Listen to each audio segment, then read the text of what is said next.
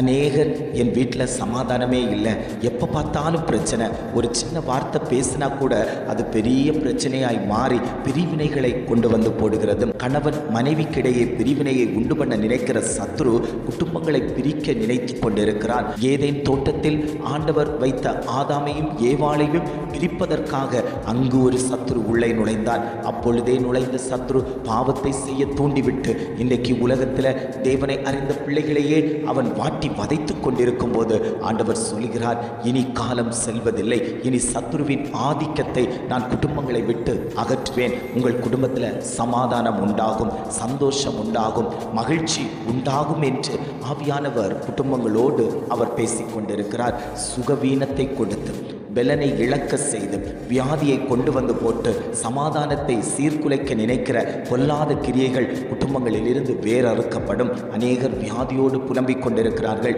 என்னுடைய வியாதி எப்பொழுது மாறும்? மருத்துவர்கள் நாள் குறித்து விட்டார்களே, இந்த வியாதி இனி உன்னை பின்தொடர்ந்து கொண்டேதான் இருக்கும், மரணம் வரைக்கும் உன்னை பின்தொடர்ந்து கொண்டிருக்கும் என்று மருத்துவர்கள் சொல்லிவிட்டார்களே என்று ஒரு பயத்தோடு நடுக்கத்தோடு குடும்பத்துக்குள் இருக்கும் ஒவ்வொருவரையும் பார்த்தாண்டவர் சொல்கிறார், பயப்படாதே, நான் உன் வியாதியை மாற்றுவேன், உனக்கு நான் சுகம் தருவேன், என் ஆடி பாய்ந்த தழும்புள்ள கரம் உன்னை தொட்டு சுகப்படுத்தும். மருத்துவர்கள் அல்ல உன்னை உருவாக்கினது, மனிதர்கள் அல்ல உன்னை உருவாக்கினது, தெய்வமாகிய கிறிஸ்து நான் உன்னை மண்ணினாலே சிருஷ்டித்து உன்னுடைய அவயங்களை உருவாக்கி உனக்கு ஜீவ சுவாசத்தை தந்து நான் என் உள்ளங்கையில் உன்னை வரைந்து வைத்திருக்கும் போது எந்த சத்ருவும் உன்னை மேற்கொள்ள முடியாது என்று ஆவியானவர் திட்டமாய் தீர்மானமாய் ஆண்டவர் குடும்பத்தை பார்த்து பேசிக்கொண்டிருக்கிறார்.